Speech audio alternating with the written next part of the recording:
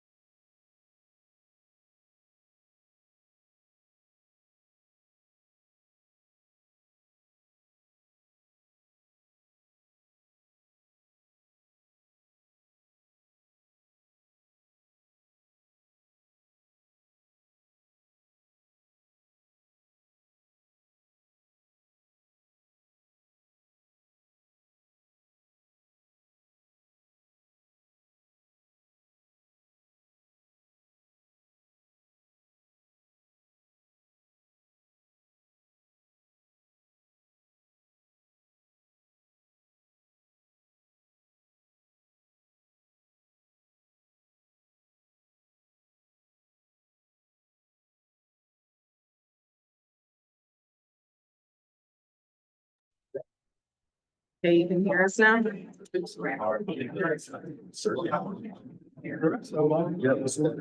both is none, so you're the next. I open the commissioner meeting for June 18th, 2025. I would like to have the Lady Spartan softball team to lead us in our pledge of allegiance. I pledge allegiance to the flag of the United States of America and to the republic for which it stands, one nation, under God, indivisible, with liberty and justice for all. And if you feel more comfortable standing back there, I'd like to invite you to come up here.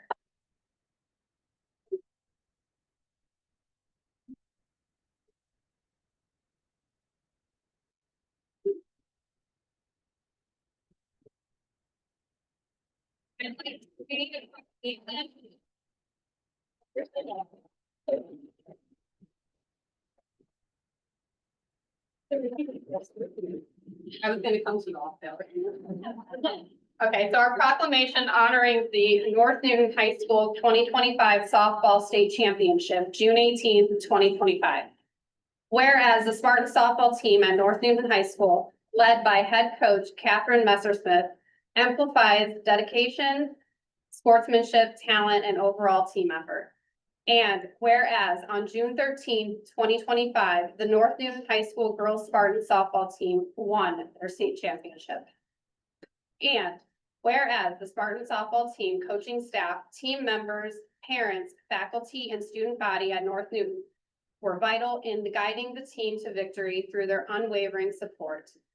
And whereas the Newton County, Indiana Board of Commissioners wishes to recognize the accomplishments and contributions of all those involved with the North Newton High School girls Spartan softball team. Therefore, we, the Newton County, Indiana Board of Commissioners, hereby recognize and congratulate the 2025 North Newton High School girls softball, Spartan softball team and coaches for their state championship, and hereby proclaim Friday, June 13th, 2025 as Blue and Orange Day in and for said Newton County, Indiana, and encourage all of our citizens to show their support of the North Newton High School girls Spartan softball team, all of which is proclaimed on this 18th day of June, 2025, the 165th year of our county. Abby Rossiter, Steve Eilers, Rob Churchill, attested by Tamara James, Newton County Auditor.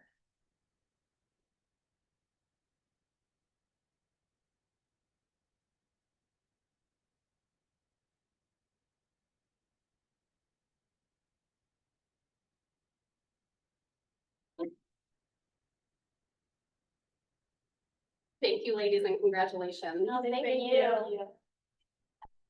Yeah, would you like a picture of that from the group? Do you want a huge group picture? Sure, whatever. How are we gonna do this then? Like we could crouch in front of all the guys. Okay, Cody, you take charge. Everyone line up right here and crouch down. Just watch the wire. Yeah, just don't step on the wire. As I step on the wire. I can't stand on a chair. Wait, are we thinner? Yeah, it's crouching, yeah. Oh, you can stand up. One, two, three, 1, 2, 3.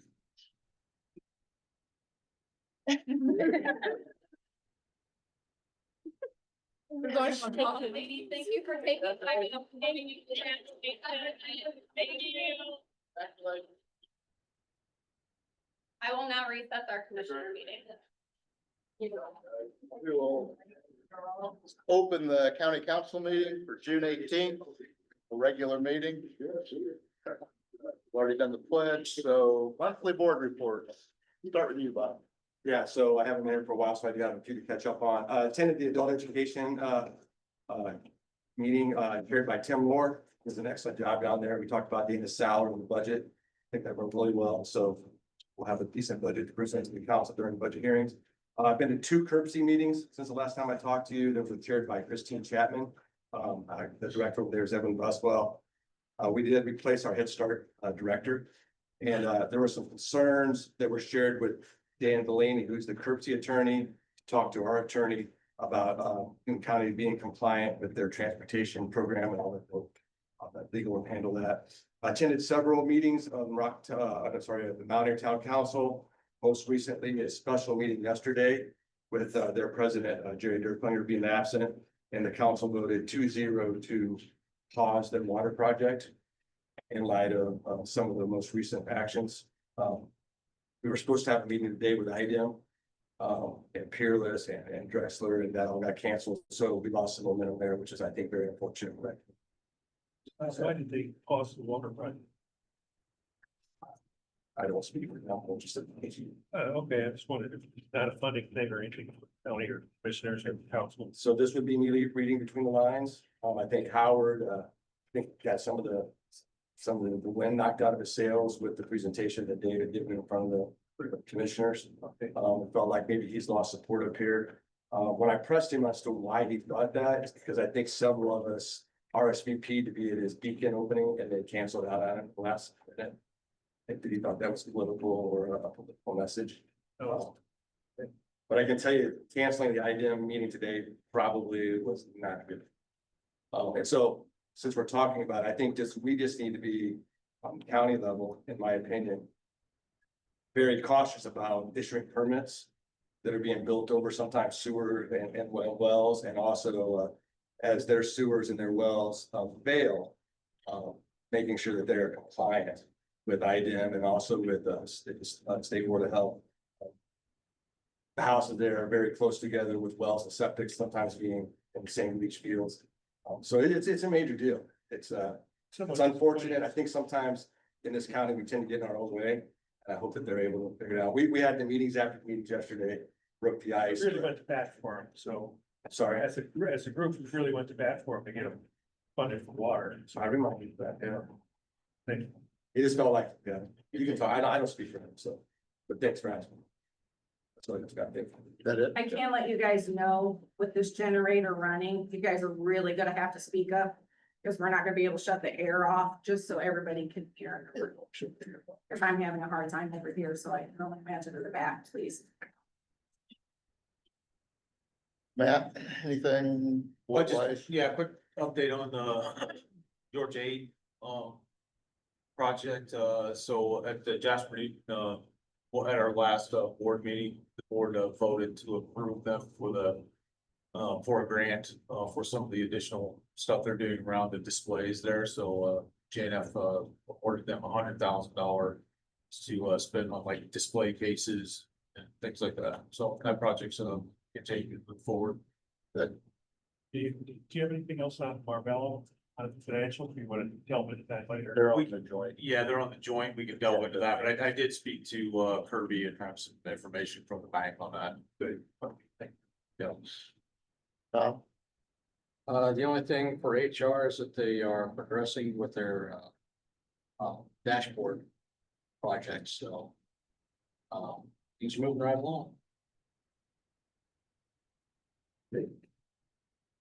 Nothing at community corrections or plan commission, but we had a redevelopment meeting this morning and adopted a resolution to determine to capture incremental assessed valuation for our TIF district. That was adopted this morning at 8 o'clock. That's it. I don't have anything. With that, we have minutes from May 21st. I was not there, well, several of us were. Guys look them over. I only saw one thing that jumped out at me, so I wasn't at that meeting. You know where I'm going with this? I do. Okay. It happened after they already sent. It was just that I was, made the motion to. Did it from afar. They knew you would have done it. If you were there. Probably. So we need to correct that. Yeah. The motion to adjourn, Scott, done by Tom. I don't know who did it. Wasn't here. It might have been, it was probably been. Actually, I think it was. Yeah. So that would be the correction. Make the motion to adjourn, but you probably didn't second it then. No, I didn't second it. I think I made the motion and everybody else seconded it. At the same time. Fire second it. There's only 4 of us, so. How do Heidi? So the correction would be that Nick made the motion to adjourn and Heidi made the second. So with that correction, is there a motion to approve as corrected? I'll make the motion. Motion by Matt, seconded by Nick. to approve the minutes as from May 21st as corrected. All those in favor say aye. Aye. Opposed, motion carried.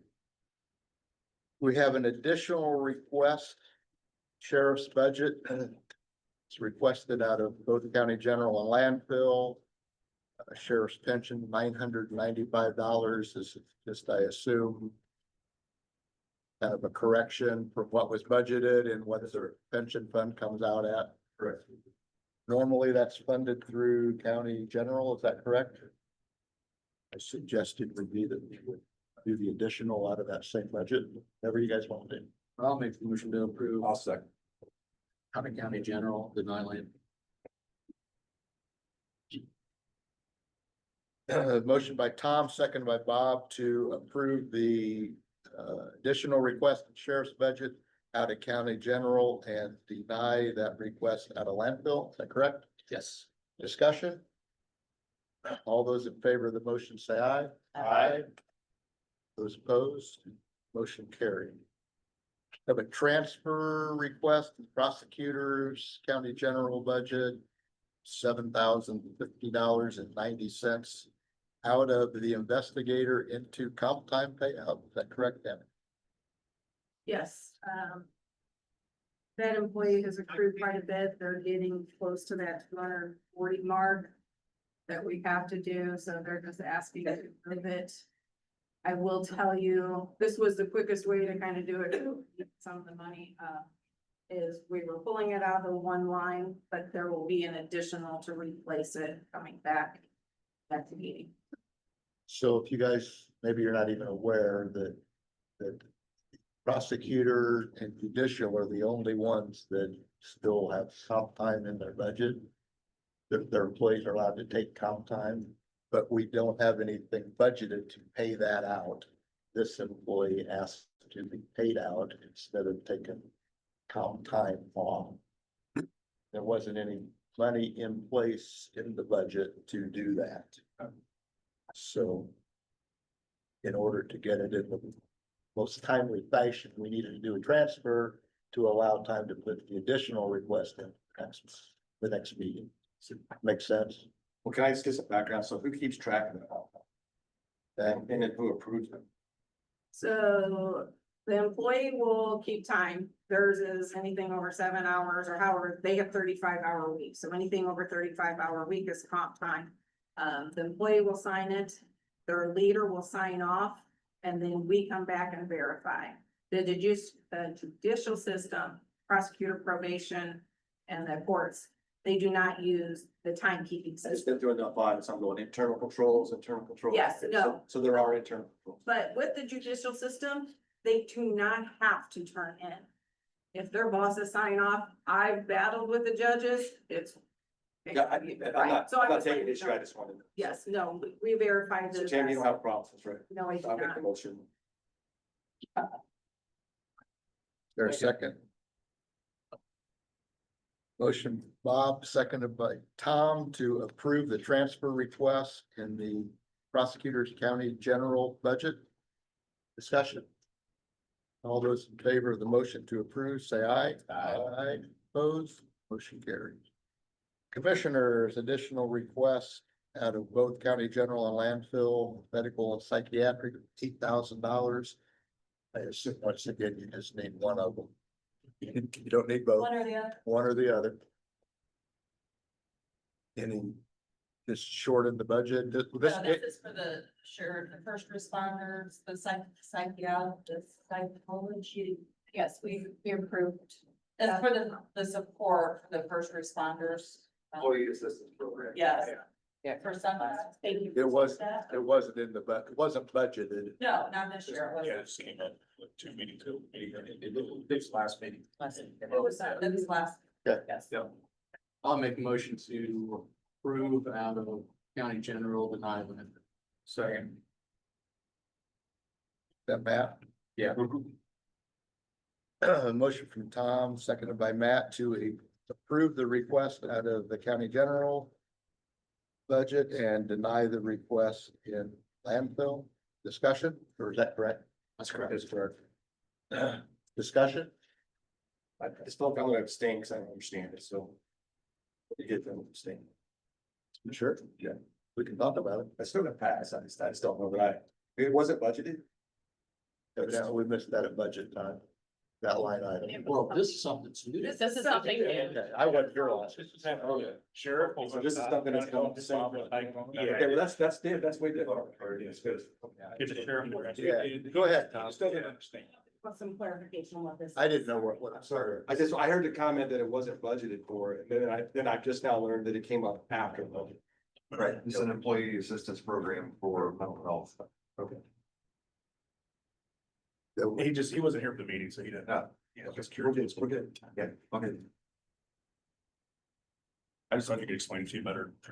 Nobody has to back up from me. I just heard it wasn't No, no. budgeted for. And I'm like, No, that's, okay. that's fine. So we have a motion to approve the request out of county general, deny it out of landfill. Any other discussion? All those in favor of the motion say aye. Aye. Oppose? Did you vote by the way? Did you? Okay. Motion carried. So that, do you have anything else, Tammy, to come before? Just the council? The only thing I can let you know is, I want to thank, I sent an email out, I want to thank all the leaders, department heads. They met their deadline that I asked to have their budgets in. The assessor has actually 10 days early or more than that.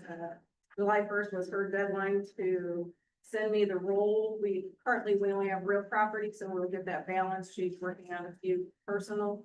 We're not gonna work, we're ahead, so we should have pretty good numbers to start our budget process. Yes. Where do we stand with Baker Tilly on Brian Colton coming and talking over? We had reached out to him, we need to get I back dropped with the him. call and didn't reach back. I mean, I've reached out, but I haven't reached back. So we need to maybe get that scheduled for our next meeting. Okay. I think we can get on that. And specifically, and he'll know that, you know, that the changes that are like wheel tax, it appears we're gonna have to do that. And, he was gonna get information on innkeepers, entertainment, that kind of thing. That'd be great. Anything else? Linda, do you have anything for us specifically, just council? Not just council, but I can address it. I'd like to introduce Braden Merriman. He just completed his first year of law school and is assisting the Newton Circuit Court, Newton Superior Court this summer as an intern. Welcome. He's a little Welcome. boy. Anything else that comes specifically before the council, before we open the joint meeting? If not, we will. You guys want to open, and we'll have a joint meeting? Yes, I will, you guys, I just recessed, so I will reopen our council meeting to join the I don't have, commissioner meeting. I'm also. I don't have an agenda. You can, whoever, you have the agenda. Yes. I do ask though, for the extension, do you want to wait? We have a student coming from student leadership. Yeah, wait until 9. Okay, Yeah. because they're gonna be I giving heard the their, parents, I told her to be here early because we'd be fast today, well, but she ignored me. and I told her not, I confirmed with her yesterday night, so that's fine. I didn't. I'm just not quite sure how long the other two may take. Thank you, Bob. Is that the goal? Is that the question?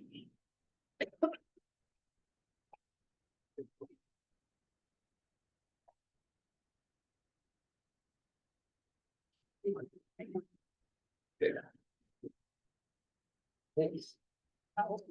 Thanks. So maybe, so I wanted to get Dennis up there a little bit. Yeah. Thank you. I didn't sound. Dennis, you're up. All right. Front and center, Dennis. Yeah. I'm gonna hand these out to you all, and I had these, last time I was up here, I think, oh, it's like 3 or 4 months ago, I can't call him, but it's been a while ago. It's been a while, but it just, this is for our discussion purposes. I understand we want to talk about the TIFs a little bit. Frankly, any questions you might have, from me, but whoop. The first map that's in yellow is the actual tip allocation area the county currently has in place. Thank you. And the second map is the economic development area, which is a wider footprint, which is where we can kind of spend the TIF dollars. But the actual TIF area that collects tax increment is those parcels identified in yellow. And you may recall, county, going back, I can't remember when we first set this up, but it may have been like 2015 even, or 14, set up a TIF area for the Fair Oaks Dairy Campus. Subsequently, when the cheese plant was being discussed, we amended that area to make it larger to take in the site of the cheese plant and some surrounding properties. And you'll see on this map how there's a road that extends up northern and catches a parcel. That is the wastewater treatment facility. And so since then, that's where we're at. That's the landscape of the TIF area. I think last time I was here, we were talking a little bit about the new project here with the, help me with the name again. It's the athletic facility. Marvella. The Marvella property and some questions related to that, but, I'll kind of stop there and maybe let you ask me questions or, things that we need to be talking about or trying to help you with. One of the things that came up in that discussion a few months ago was the new fertilizer plan, I guess is what Carl is that talking about, right?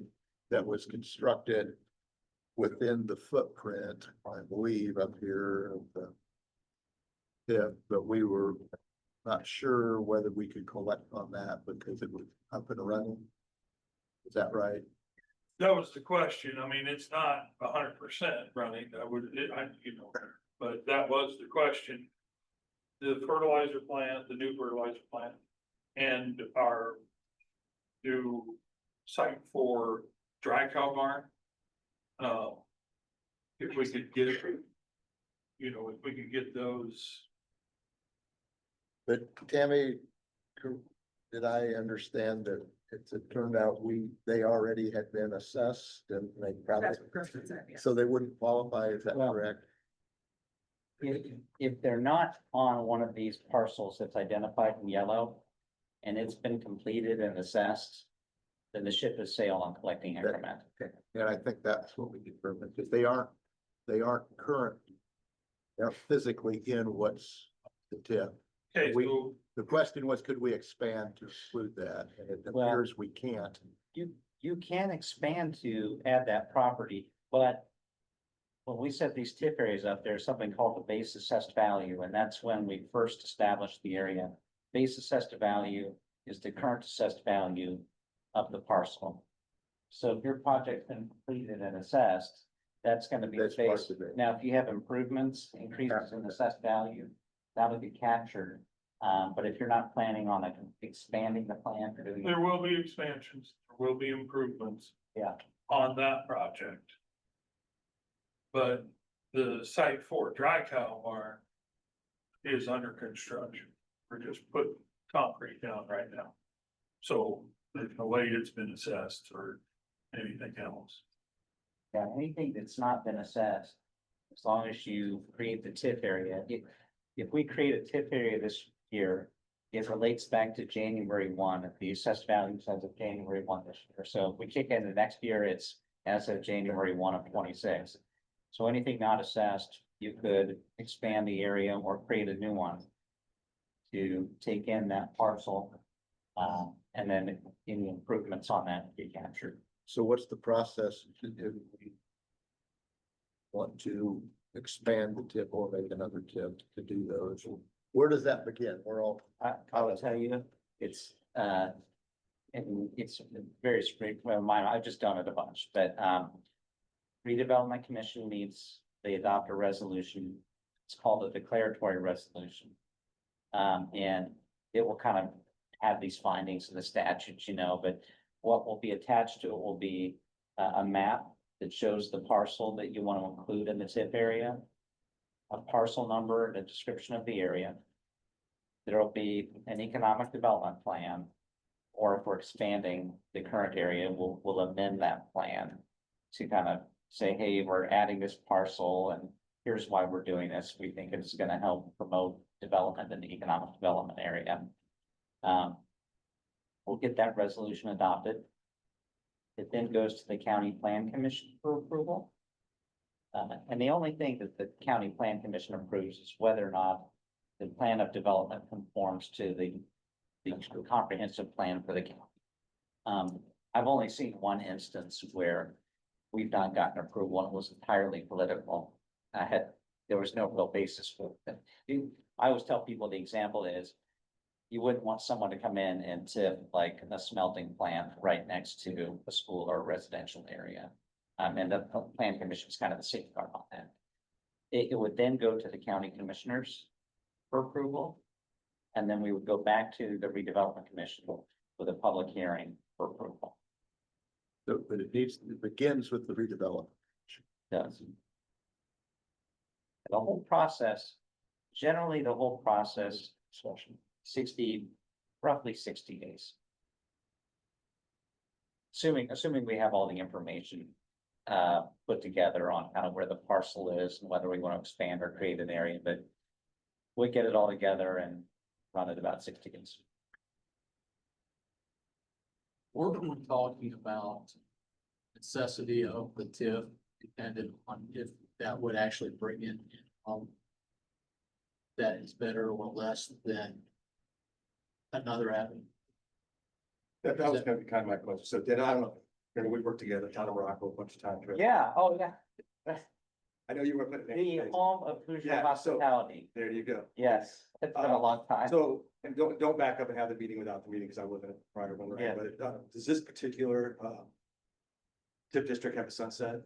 It does. It doesn't. Tell me what it is, it's off the top of your head. Off the top of my head, we pledged TIP revenues from it in 2017 or 18. It had a 25-year life, so probably 2042. Is it incremental? Yeah, it's tax increment, and we pledged it to the select bonds. Okay. They were done for the wastewater and water. Were there benchmarks tied to it? To Tom's question, Mike, so we always try to do, it has to produce so many jobs or so many dollars per year. Do you know it? Yeah, you mean like clawback type provisions or something like that? Absolutely. The idea was that the select was gonna build a cheese plant. That all kind of fell apart, but select came in and bought those bonds. And so, the county kind of agreed, hey, as part of the agreement, we're not gonna. So my last question before I know, Yeah. but so is it certified every year? Is this a yearly certification that everything's been met and then we recertify, or is it just 25? No, it's not like a CF1 for Okay, the so it's maintenance. just, it's a 25 year. Yeah, it's 25 years, it's been pledged to bonds. I mean, at this point, the county really couldn't go back and rescind that. Totally. Uh, But if we were to add to it, something separate, and we could put. yeah, so let's talk a little bit about that. Parcels in yellow. Right now on those TIF bonds for the wastewater treatment plant that was built, that was $30 million for the Select cheese plant. Select bought those bonds. They have a claim on 50% of the TIF revenues from anything that happens in the yellow parcels.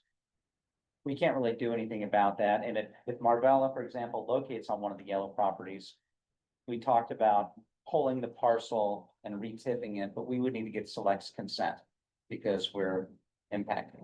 Go ahead. Didn't Select sell to the McCloskey family?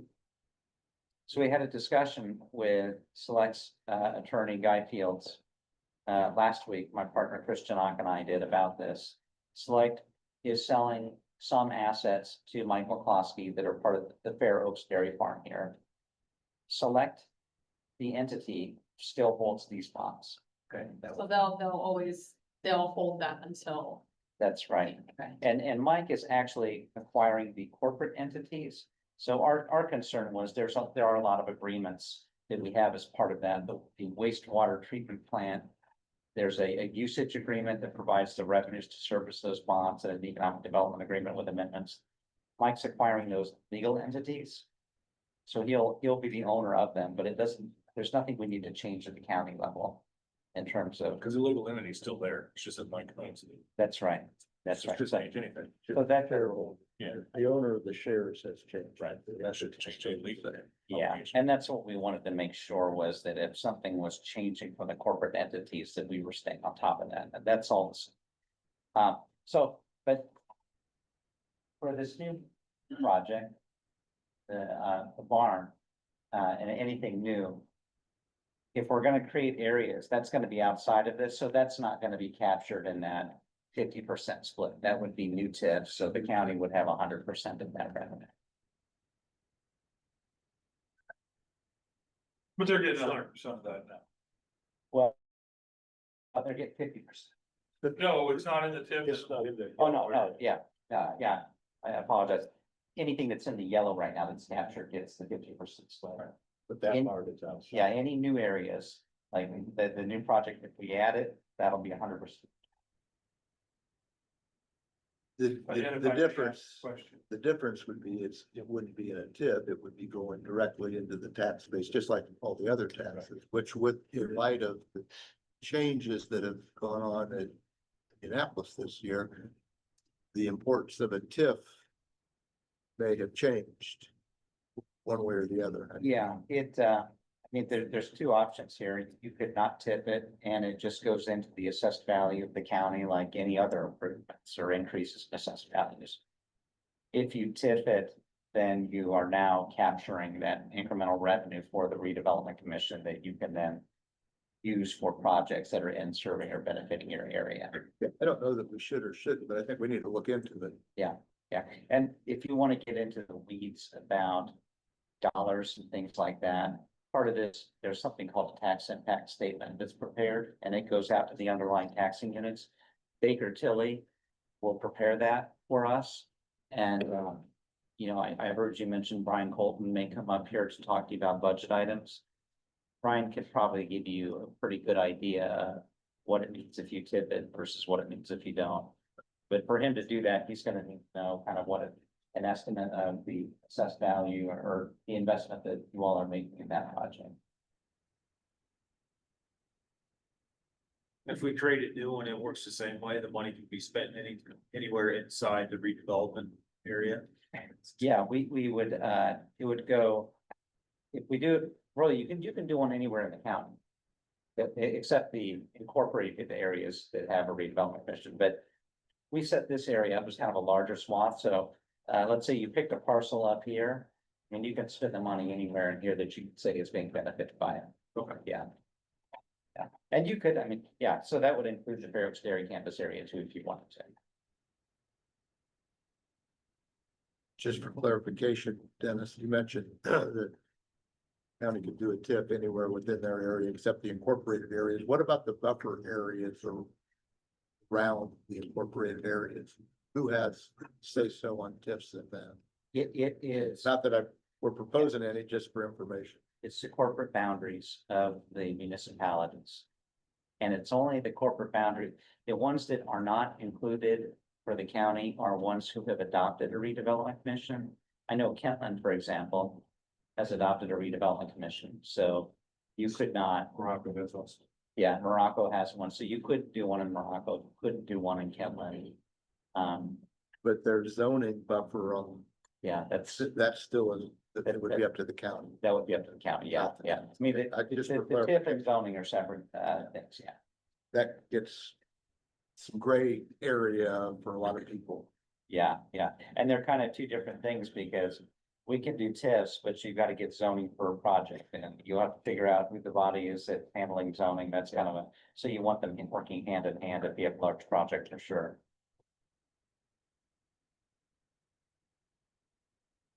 Other questions? Move forward on it. It's good information. I would say this, if you are, thinking of, you know, adding a parcel to the TIF. It's a good idea if you're gonna go through that step, if you have other areas in the county that you're thinking about that might be poised for growth. That you'd be interested in doing a TIF. It's kind of like one of those things, if you're gonna go through the process, try to think ahead and maybe you want to kind of think about where else might we want to do something and put those. If you can add them and kind of the one thing is the area's gotta be contiguous, so we can't do a scatter shot. But let's say your project parcel was there and around there might be some other parcels you thought, oh, there might be some development there. Let's go ahead and throw them in. But if there aren't, there aren't, it's no big deal.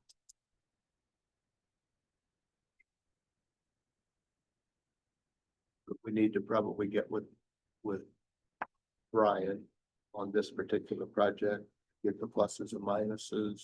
Yeah, I think on the question of, I mean, what he's gonna tell you is, if you guys don't tip it, the assessed value will just come into the taxing units.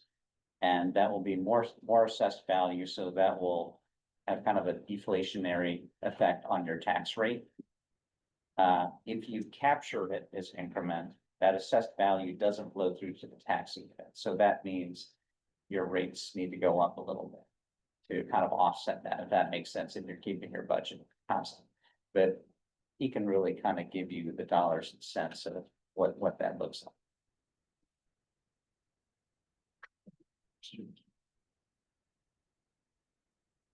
I guess the way I've always looked at it, too, is you're taking an area and saying, we really want to concentrate on the infrastructure in this area.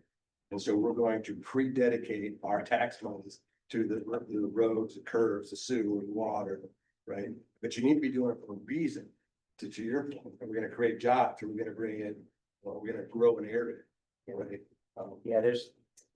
And a 25-year blanket sunset is, somebody got a pretty good deal. Well, and 50% of the bonds sold to someone who's not even still here. well, So we always did a 1-year recertification based on benchmarks. yeah. And in that way, you have total control all the way through. Yeah, I will say this, to Select credit, the county's got a $30 million wastewater treatment facility out of this that they've not paid a dime for. So that's been a good asset, and hopefully that continues to be a solid asset for development purposes.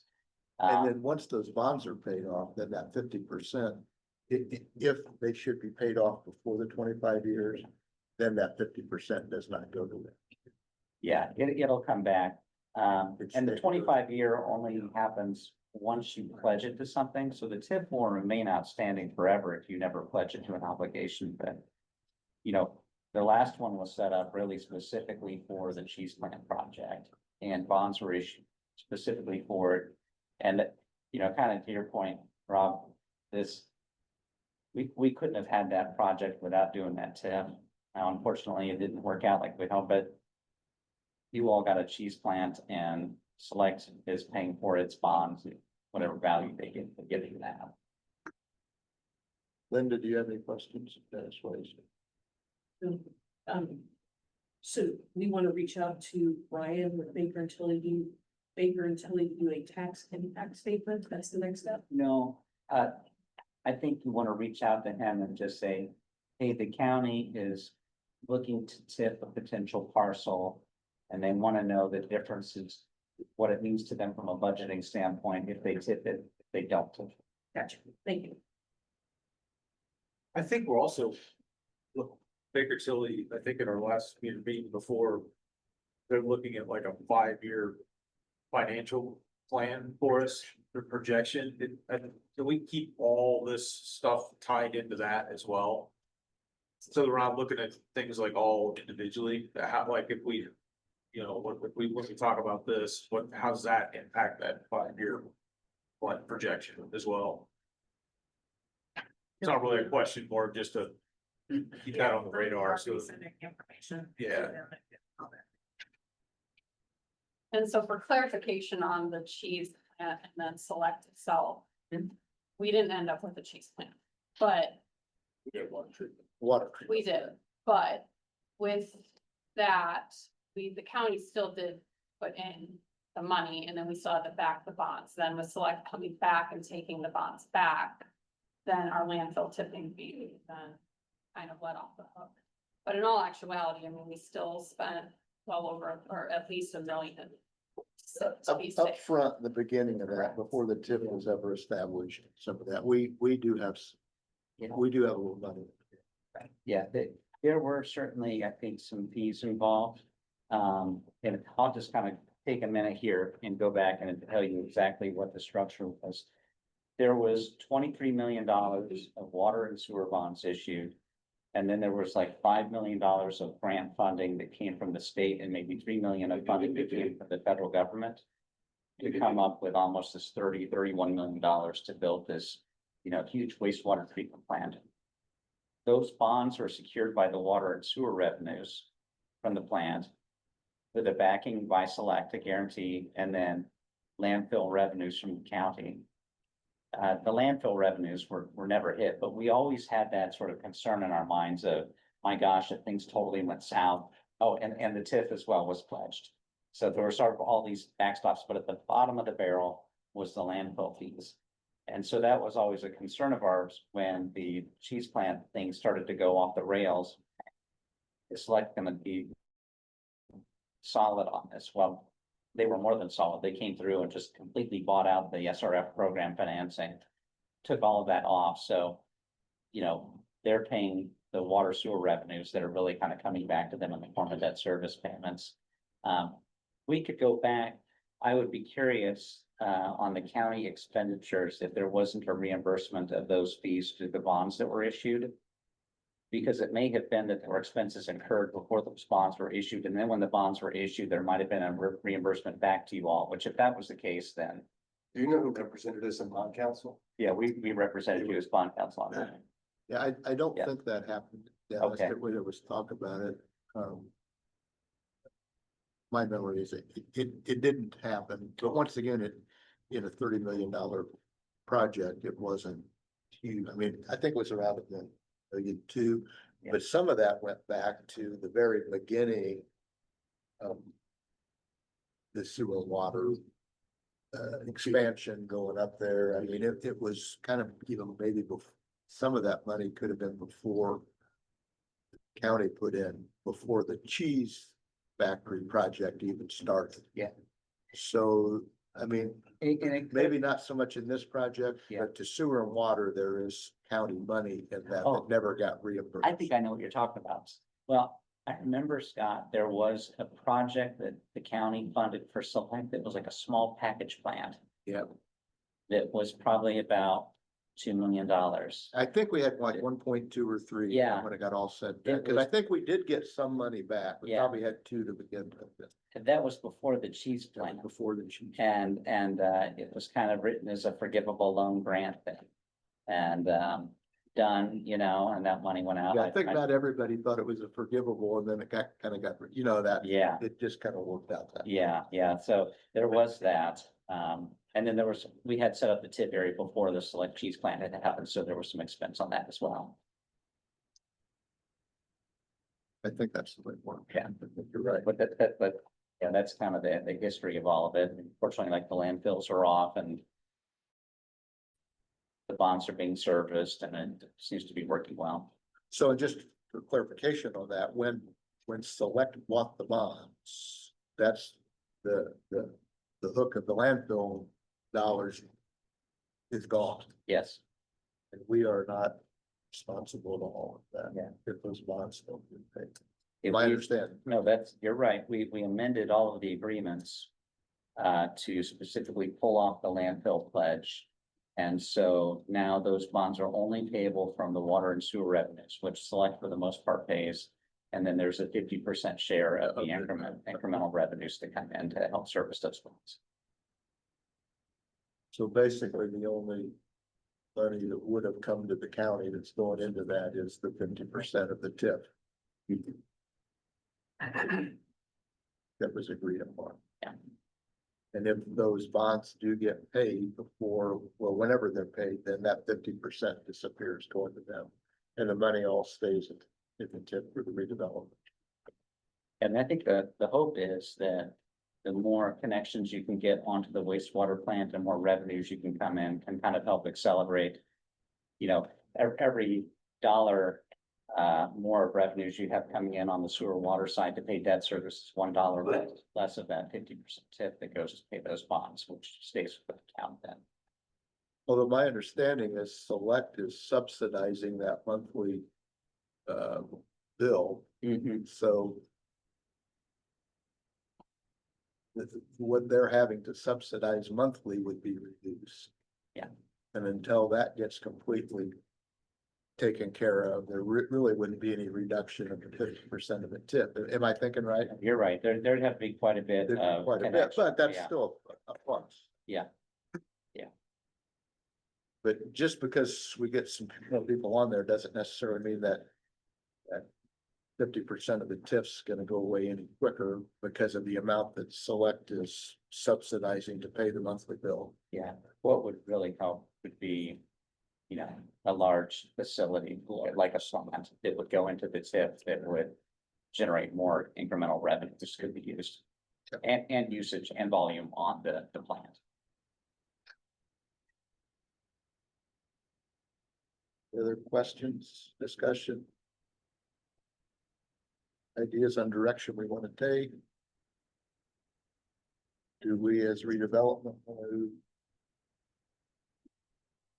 address this at the beginning? Yeah. Baker Tilly Brian needs to be a part of that conversation. That work with you guys. Start. Yeah, and I think just timing wise, probably get with Baker Tilly at least in the next month or so. And I say that only from the standpoint of we just need to get it done by the end of the year. Or we're another year out on it. On the assessed value. So if there was a partial assessment at the end of this year on the project, you'd lose that option for increment on that. Okay. Good. Thank you, Dennis. All right, thank you. Always informative. Yeah. I don't always remember it all. Well, good to see you all, and Good to see if you. you have any questions or need anything, let me know, I'll let Linda know, and she can get back in touch with me. Thank you. All right, thank you. Thank you. Purdue Extension?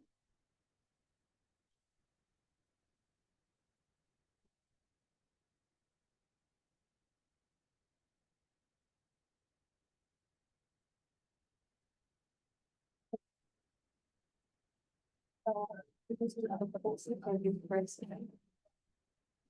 right, before I introduce, two participants from a program that we had, I'm gonna give you a couple of documents that I wasn't able to get sent out to you guys before the meeting. So the first one is a quarterly update that you're receiving, that just highlights the program areas and what we've been doing. So our large projects we've been a part of, our numbers in terms of who we've been connecting with in the community, what we're doing in the community, and how we're making an impact. The second one is a fun one.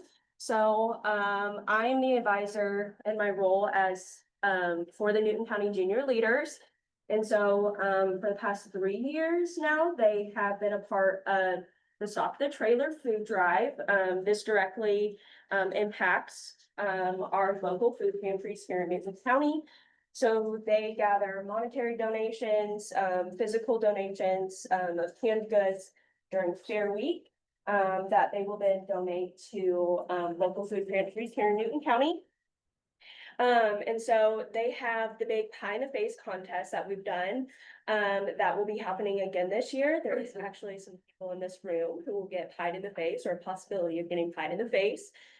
So we just want to invite you guys out to the Newton County Fair, throw some donations in to the person that you would like to see get pied in the face. The Newton County Junior Leaders would greatly enjoy that. I've been one of the recipients of the pie in the face. They're pretty gentle, but I know we have some fearful ones that have graciously decided to be a part of it and be with some of our candidates. So one thing that you will know on the Extension Express is that we highlighted the Student Leadership Academy. So Student Leadership Academy just finished on Friday, which I have two lovely participants who we begged to come and talk to you guys about their experience in the program. And what's cool is we have two different individuals here who have a little bit of different experiences with the program. So we have John, who just went through and finished the program on Friday. And then we have Emily, who was a previous participant and then also came back this year to help volunteer. So I'm gonna let them kind of talk about their experience. So like our city says, I'm John Mathis, I was the most recent one. The reason I originally wanted to attend this program is because I wanted to go to college for it. And I thought it would be on my application. But during the program, I learned so many valuable life lessons and skills. My favorite activities were the mock interview and the conflict management section. I feel these two activities in particular taught me a lot about the workplace and how to succeed. This program taught me to be confident in my abilities and honestly helped me think about what I want to do in the future. If I had to recommend this program to someone else, I would tell them it doesn't matter if they want to go to college or not. SLA, in my opinion, is one of, if not the best opportunities to learn that we are offered as young adults in the county. I enjoy participating in this program and thank you for allowing me to share my experience. You can. So I was a part of the program 2 years ago, going my senior year, and I really enjoyed it. It taught me a lot of valuable skills too. I especially enjoyed the mock interview and resume building along with all of the other activities that they do. I used it personally going into scholarship interviews and now at college, the skills that I learned, I'm still using every day. And then I decided to come back and help because I saw how much it affected me and really helped me positively. And I encouraged other kids below me to join it, and I like to go back and help because I know what a difference it makes for these kids. Yeah, so the Student Leadership Academy is focused on career readiness and college readiness. And so we do focus on some leadership, which they touched on a little bit. They have to go through, it's practically like a full day of mock interviews, to be honest, right? So we bring in community members to come in and do interviews. And so we have anything from Sheriff Carter come in and be a little bit more intimidating sometimes in an interview. And then we have Abby who comes in and gives them a little bit of a challenge, asking, I started my first year here and I got thrown in with somebody to do interviews, because we were down a person, and so we do it in pairs. And Abby asked me to describe how to utilize a stapler to the best of its ability.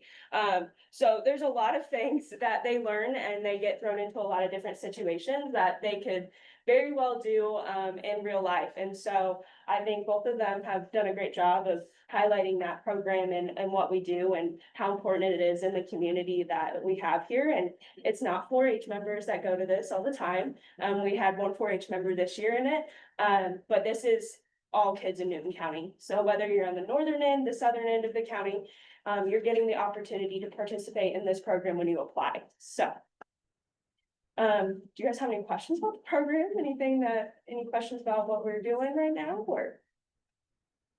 Only comment I've got is I've always got a lot of good feedback about it. You guys do a great job of doing it. Thank you. We started it in 2017, and we've been going strong ever since. I think the only year we put to do it was COVID. And we continually get grants every 3 years from the Jasper Newton Foundation to keep it going. And last year and this year was the most applicants we had gotten and accepted. We did have some fallout. We did have Riley Higgins, who was here today. She actually practiced all week for state and still came every single day, but just didn't come Friday. So again, we go in early in their junior year and try to capture the seniors, the incoming seniors from North Newton and South Newton. We get the applications and we go through them, and yeah, I think they're June and Dakota, who are also here. Were seniors that graduated this year from North Newton. They went through the program last year, and we had, I think, 19 students last year that all showed up. So, I mean, it's been a great program. It's gained a lot of traction. We're just hoping that in the future we can keep it going. Because again, we've had a Lilly Scholarship recipient, I think the majority of the years as well that we've had the program, so. Awesome. Great. Nice to know. Good job. Thank you. Thank you, Emily and John. Thank you. You did great. Promise you. We're so good.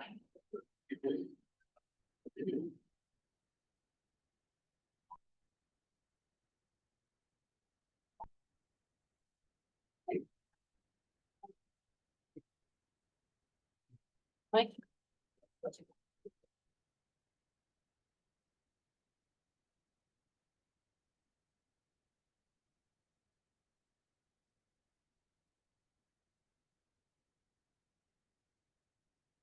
I just wanted to pass along, I did, send a letter of intent just for review. Just so you understand, they're still in conversations with that, and I know I reached out to Matt about the bank, so I'll let him report on that, but the letter of intent was just in this thing that I sent to you. So nothing past that. So I'll give a quick update. So after the last meeting, we talked about the options in Kentland Bank. So I met with Kirby last week, I think it was. There's a few different options that you discussed. So just from a traditional loan standpoint, they would use a company, a bank that backs them essentially out of Nevada for loan funding. And they do it because that they work with municipalities and counties, the state government, local government for loans like that.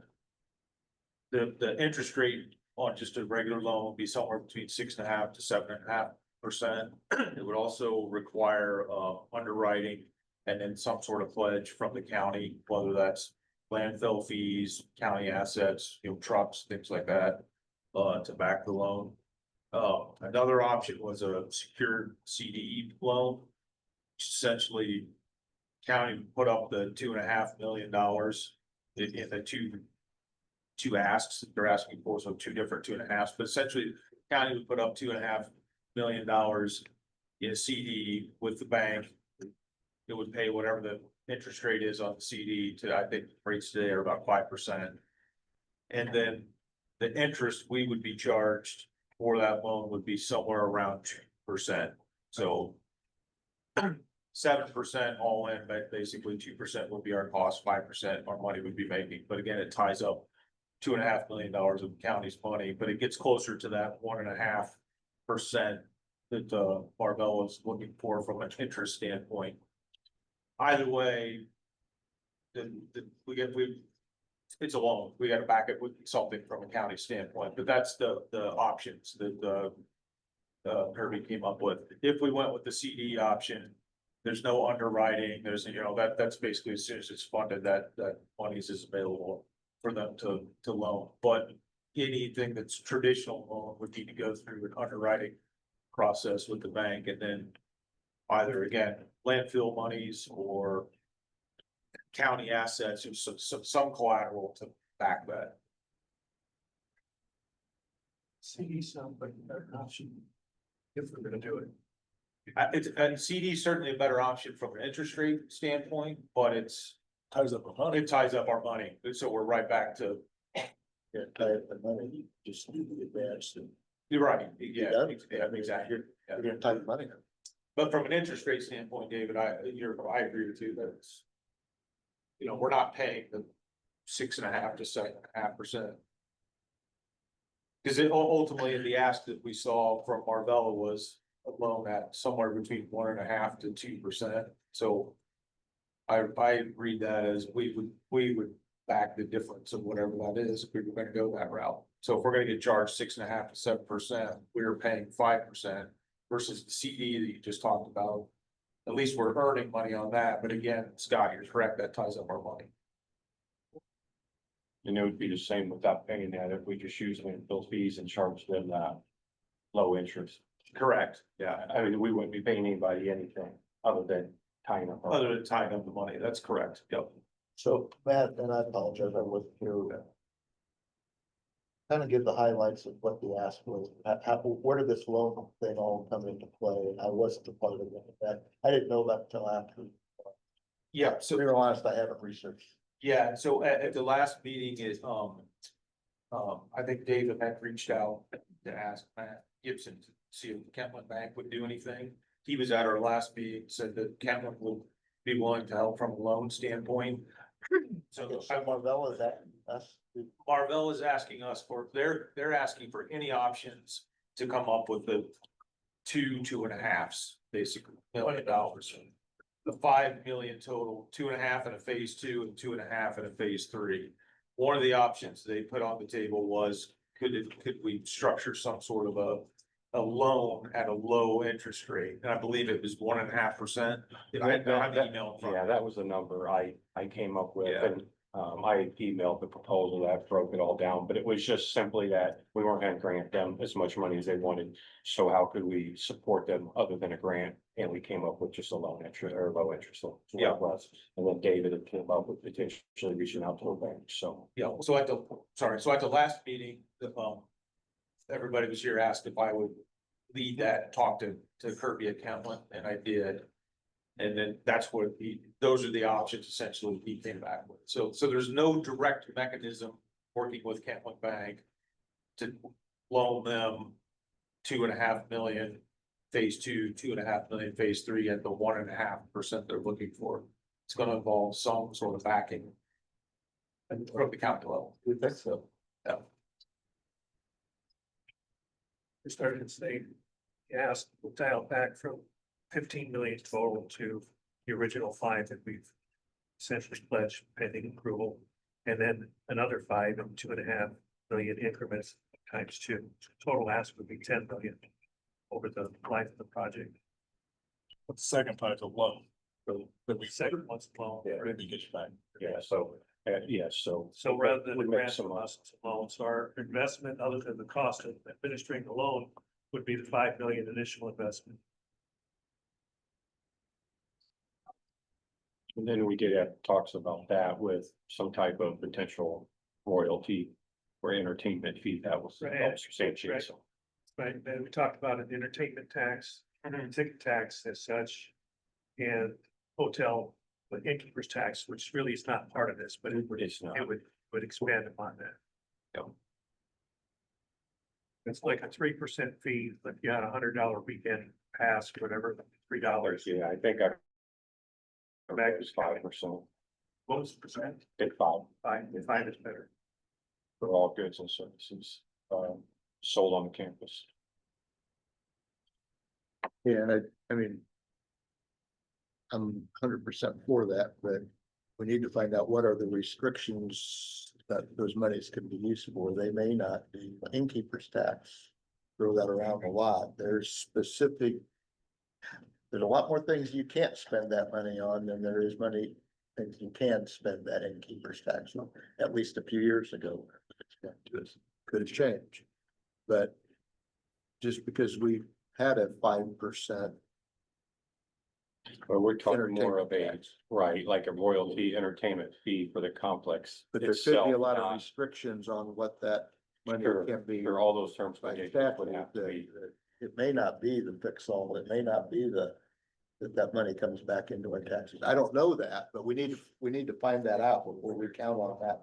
Sure, Yeah. and I, Be our, Who's best qualified. and I did reach, I think that's a Brian Bolton, totally. yeah, I did reach out to Linda and about that previously, and, she explained that if that become a topic and a request of you guys to find out from Baker Tilly to do that. I mean, I think Because we want to make need sure know we can what do that. that we make can sure we do can it, do and then that. what how those monies can be spent, Correct. or more importantly, how they can't be spent. Same thing with the innkeeper's tax. That'd be a bad thing to have a pretty good sized nest egg that you can't do anything with.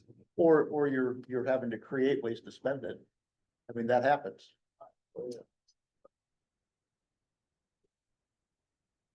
And I mean, that was part of the talk on when we did not enact an innkeeper's tax a few years ago, was because basically we were gonna. So what can you spend money on, Scott? What comes to mind is like, there's, economic development. Like tourism, you could have put money, innkeeper's tax into the fair, to the festivals. I mean, there are some things you could spend the money on. Yeah. But Save those- it can't go back into your tax base to, highway department can't get it for roads, we can't fix the courthouse with it. I mean, it can't go into your county general per se. That would save. But there are things that maybe we're spending in county general that could be paid for out of that. I mean, fair, all that adds up. No, it does. I don't disagree with that. But it wasn't as easy. And then, at least then, and I don't remember now, when you do an innkeeper's tax, there is a board, a committee, member that administers that, then they have the say, so kind of like the redevelopment commission of the TIP money.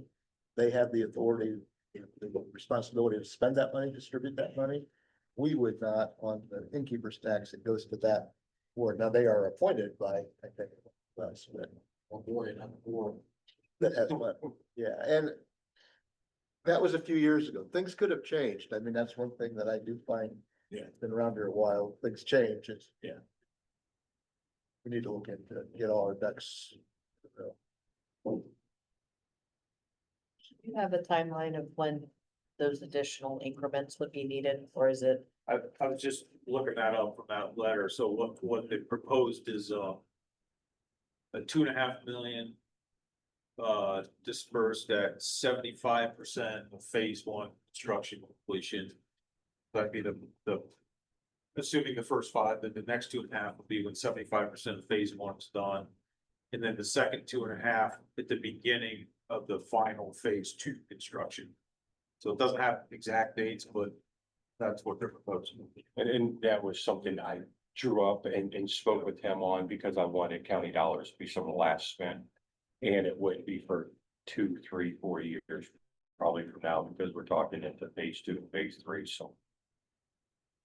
Or if there's a possibility that the phases change and like they have already. Yeah, it's, I know everything's fluid in the world, but it's It's a pretty moving target. Yeah, so. yeah. Yeah, I mean, that's always a possibility in construction.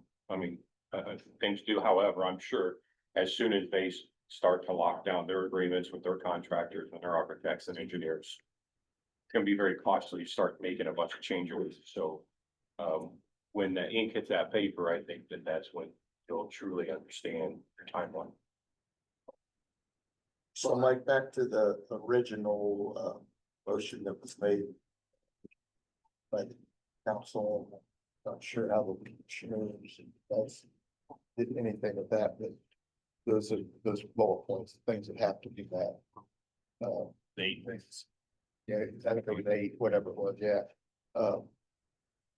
Sign lease, so we don't have a sign lease. No. We've got a letter that says they're Like gonna I sign. said, so I did send you, I Yeah, did send got the it. documents, saw it. and then I sent you a letter of intent, so. It's going forward, it's slow. Yeah, at least but I- it's on paper what he's been telling us for 6 months. Yeah, so I want to at least always give you when I get it and pass that information on. It doesn't really need much more than other than he's sending me what we're asking for and I'm forwarding it to you and And just then staying in communications with. the other thing is the 10 million, I believe, dollars that would come from grants excluding the counties. They're at 8.5, whatever it is. Because that hasn't changed either. No, And I don't think that's a huge deal unless we want to use an excuse not to. Well, I think it is a big deal unless if they don't meet that, then we have to address that. Yeah, I agree. And they were certain that they could And achieve that.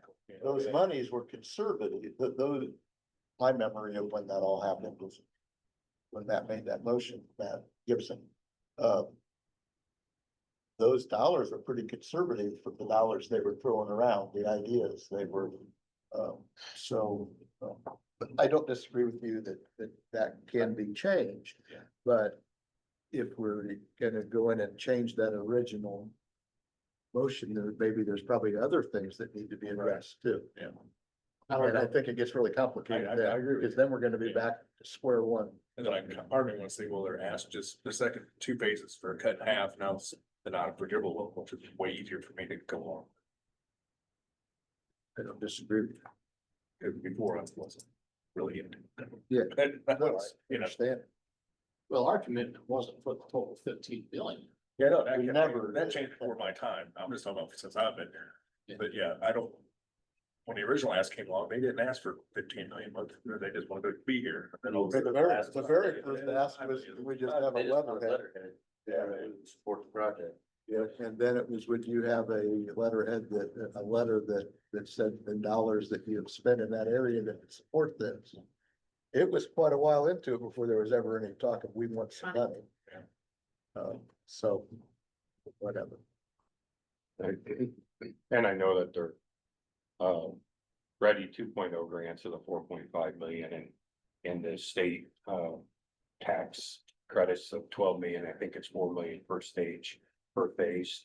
I'm sure they have a timeline to capitalize on those, because of the fiscal year, so. Time is of the essence in order for them to get that grant funding secured. I mean, it's secured, but I mean, in order to capture it.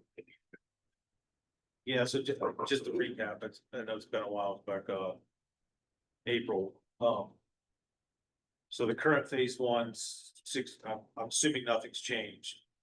The current phase one's 65 million, they've got 12 million in tax credits, 4.5 million from the Ready Grant for year one, 5 million Newton County, 25 million private investment, 35 million bank debt. Those are the numbers that Glenn gave us back at the April 3rd meeting. Right.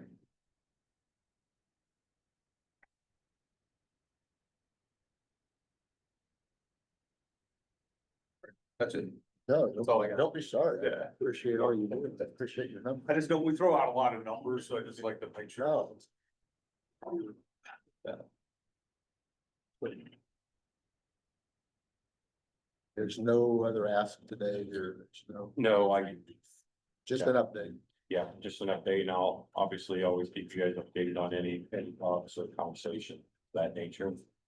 We'll go from there and I'll keep you in communications with, any other projects and stuff like that, that I've been very busy, talking to many, business owners and developers and stuff like that. So it's good.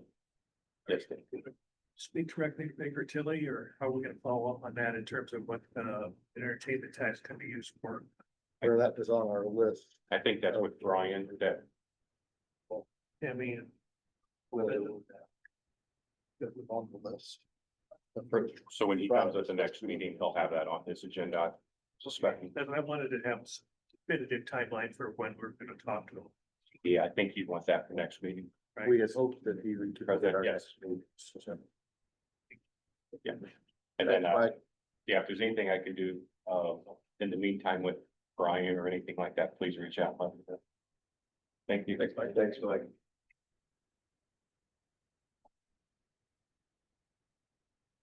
Anything else to come for sake of the joint meeting? Otherwise, we move it to our. Not anything come before the council? Motion to adjourn. Motion to adjourn. Second. By Tom, second by Matt. To adjourn the council meeting. I've got to switch. You guys got to leave. We are adjourned. We will take a 5-minute recess while we get this together.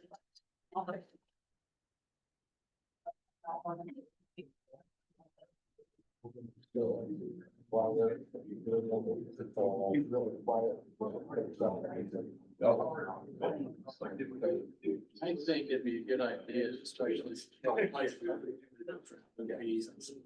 So that's all Francis about. Well, your table.